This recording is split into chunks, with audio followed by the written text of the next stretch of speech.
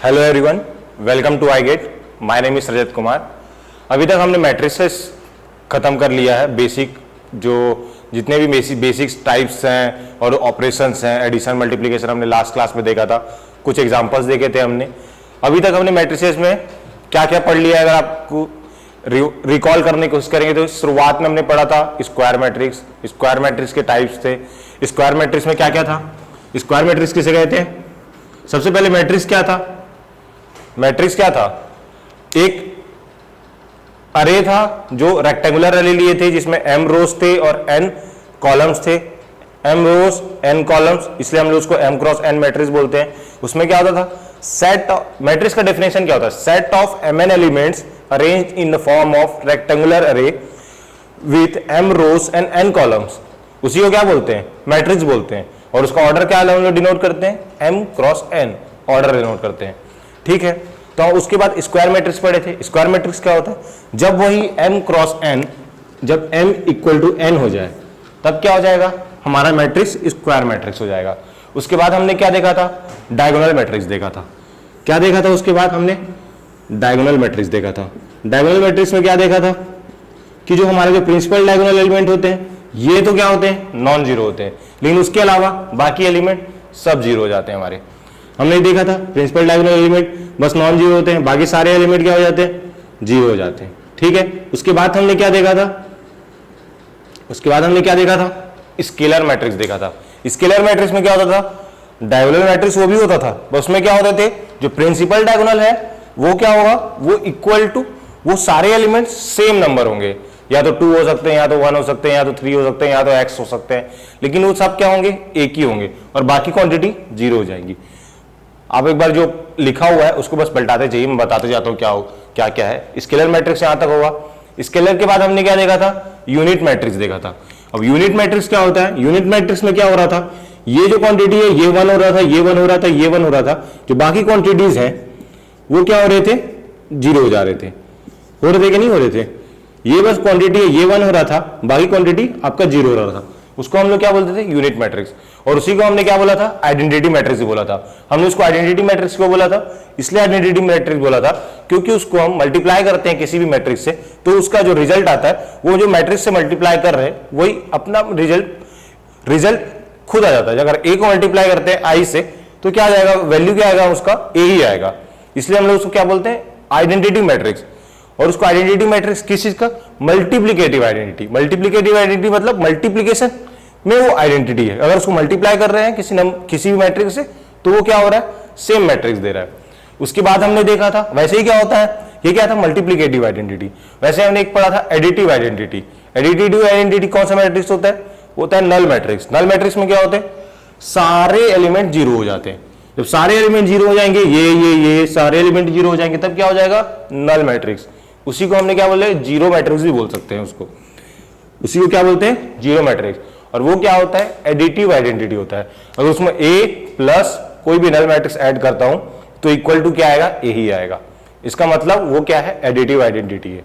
Okay, उसके बाद हमारे पास आया था upper triangular matrix, lower triangular matrix पढ़े थे। अपर ट्रायंगुलर मैट्रिक्स में क्या बताया था, प्रिंसिपल डायगोनल एलिमेंट के नीचे जो भी बिलो है वो अपर ट्रायंगुलर में क्या होगा, वो जीरो हो जाएंगे। मतलब a21 a31 and a32 i is greater than j, जहां पे भी होगा वो सारी क्वांटिटीज क्या होंगे, वो जीरो हो जाएंगे। और लोअर ट्रायंगुलर में क्या होगा, जो प्रिंसिपल डायगोनल एलिमेंट है उसके अबोव जितनी भी क्वांटिटीज है वो क्या होंगे, जीरो हो जाएंगे। हमने ये दो चीज देखा था, upper triangular and lower triangular. इसके बाद हमने क्या देखा था, मैट्रिसेस में टाइप्स में और सिमेट्रिक मैट्रिक्स देखा था, स्क्यू सिमेट्रिक मैट्रिक्स देखा था, हर्मिशन मैट्रिक्स देखा था, स्क्यू हर्मिशन देखा था। वो सब क्या होते हैं, सिमेट्रिक मैट्रिक्स में मैंने क्या बोला था, ये जो आपको प्रिंसिपल डायगोनल एलिमेंट है यहां पे आप एक मिरर रखिए, जो भी रखिए मिरर रखिए या फिर अपना हाथ रख के देखिए, और इसके अपोजिट में अगर आपको सेम वैल्यू दिख रही है, मतलब a12 and a21, a13 a31 a23 a32, अगर ये दोनों सेम दिख रहे हैं, ये क्वांटिटी और ये क्वांटिटी, ये अगर वैल्यू सेम है, इक्वल है, तब क्या होंगे, तब तो ये सिमेट्रिक मैट्रिक्स होगा। हमने क्या सिमेट्रिक मैट्रिक्स में क्या पढ़ा था, ए ट्रांसपोज पढ़ा था। ट्रांसपोज क्या होता था, रोज और कॉलम्स को इंटरचेंज करते थे, रोज एंड कॉलम्स को इंटरचेंज करते थे। उसके बाद भी अगर मैट्रिक्स सेम आ गया ए ट्रांसपोज इक्वल टू ए आ गया तब तो क्या हो गया, सिमेट्रिक होता था। ठीक है, और सिमेट्रिक में ये क्वांटिटी ये क्वांटिटी ये क्वांटिटी ये क्वांटिटी ये और ये दोनों इक्वल होते, पेयर्स ये दोनों इक्वल होंगे। वैसे ही हमने स्क्यू सिमेट्रिक देखा था। स्क्यू सिमेट्रिक में क्या होता है, A12 A21 दोनों अपोजिट इन साइन होंगे, उनका जो वैल्यू होगा वो तो इक्वल होगा लेकिन साइन अपोजिट होगा। जैसे ये 2 है तो ये -2, ये 3 ये -3, ये 4 ये -4, और ये बीच की क्वांटिटी है ये 0 होगी। स्क्यू सिमेट्रिक में ये 0 होगा। ठीक है, उसके बाद हमारे पास क्या आया था, Hermitian matrix and skew Hermitian. Hermitian matrix को एज ए सिमेट्रिक मैट्रिक्स हम लोग देख सकते हैं, स्क्यू हर्मिशन को एज ए स्क्यू सिमेट्रिक। बस हमारे पास क्या आ जाएगी, वहां पे कॉम्प्लेक्स क्वांटिटी आ जाएगी, कॉम्प्लेक्स क्वांटिटी। और हमारे पास हमने एक और देखा था ए थीटा, ये क्या होता था, conjugate transpose of A matrix. इसी को अगर ए थीटा इक्वल टू ए आ जाता तो हमने हर्मिशन मैट्रिक्स बोल दिया था। वही ए थीटा इक्वल टू -a आ गया तो वहां पे हमने स्क्यू हर्मिशन मैट्रिक्स बोल दिया था। ठीक है, इसके बाद हमने क्या देखा था, ऑर्थोगोनल मैट्रिक्स देखा था। ऑर्थोगोनल मैट्रिक्स क्या होता है, ऑर्थोगोनल मैट्रिक्स में ए इनवर्स आपका ए ट्रांसपोज के इक्वल आ जाता है, A into A transpose equal to I. जब भी ऐसा केस आएगा उस केस में क्या होगा, ऑर्थोगोनल मैट्रिक्स होगा वो सॉरी ऑर्थोगोनल मैट्रिक्स होगा। इससे कुछ कुछ प्रॉपर्टीज भी देखे थे कि इसका जो डिटर्मिनेंट है वो हमेशा +-1 आता है, देखा था हमने। उसी के बाद यूनिटरी मैट्रिक्स देखा था, वो भी सेम था, बस यहां पे क्या आ जा रहा था, वहां पे थीटा आ जा रहा था। क्यों, क्योंकि यूनिटरी मैट्रिक्स हम लोग डिफाइन करते हैं कॉम्प्लेक्स नंबर के लिए, और ये ऑर्थोगोनल मैट्रिक्स डिफाइन करते हैं हम रियल नंबर के लिए, रियल मैट्रिक्स के लिए। ठीक है, यहां पे a into A theta equal to I आ रहा था यूनिटरी मैट्रिक्स के लिए। उसके बाद हमने सिंगुलर मैट्रिक्स देखा था जिसका डिटर्मिनेंट हम 0 बोले थे, सिंगुलर मैट्रिक्स जिसका डिटर्मिनेंट 0 होता है। नेक्स्ट उसके बाद था इनवॉलेंटरी मैट्रिक्स। इनवॉलेंटरी मैट्रिक्स में क्या होता था, a square equal to y, जिसका हमने एग्जांपल भी किया था, a square equal to y। उसके बाद आइडेम्पोटेंट मैट्रिक्स और नीलपोटेंट मैट्रिक्स।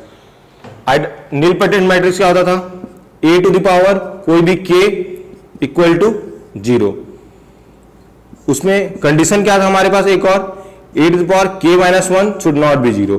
तो इसमें क्या होता था, least possible integer, least possible integer. अगर a to the power k equal to 0 है, इसका मतलब a to the power k+1 भी 0 ही होगा, क्योंकि a to the power k+1 मतलब क्या है, a to the power k into a। अगर ये क्वांटिटी 0 है, इसका मल्टीप्लाई करूंगा तो 0 ही आएगा। तो हमने क्या देखा था नीलपोटेंट मैट्रिक्स में, जो, और ये k क्या होता है, इंडेक्स होता है, index of the nilpotent matrix. ठीक है, और k हम कैसे डिफाइन करते हैं, least integer, least possible integer satisfy करे a to the power k equal to 0, वो होता हमारा नीलपोटेंट। और क्या होता था, आइडेम्पोटेंट। क्या होता था, आइडेम्पोटेंट में हम लोग k की वैल्यू 2 अगर हो गई, एक k की वैल्यू अगर 2 आ गई हमारे पास, तो वो क्या हो जाता था, आइडेम्पोटेंट मैट्रिक्स हो जाता था, उसकी a square equal to 0। Okay, यहां तक हमने देख लिया था। नेक्स्ट उसके बाद हमने कुछ एग्जांपल्स देखे थे। उसके बाद हमने matrix multiplication and matrix addition, उससे कंडीशंस, क्या क्या कंडीशंस होते हैं, किस कंडीशन पे वो वर्क करता है, ऑर्डर कैसे निकालते हैं, दो मैट्रिक्स का एक्चुअल मल्टीप्लिकेशन कैसे होता है, नंबर, और मल्टीप्लाई होने के बाद उसमें कितने टाइम्स हमने मल्टीप्लाई किया है, वो क्वेश्चन आ सकता है, वो भी देखा था। वो कितना आया था, number of multiplication occurs is equal to MNP आया था। और एडिशन कितनी बार अकर हो रहा था, उसमें n-1 इंटू MP। मैंने बताया था एक एलिमेंट के लिए n टाइम्स मल्टीप्लाई हो रहा है, तो m इंटू p एलिमेंट्स के लिए कितनी बार होगा, n इंटू MP। वैसे n-1 एडिशन हो रहा है तो MP एलिमेंट्स के लिए कितनी बार होगा, n-1 इंटू MP। यहां तक हमने कंप्लीट कर लिया था। आगे हम लोग अब आएंगे डिटर्मिनेंट में।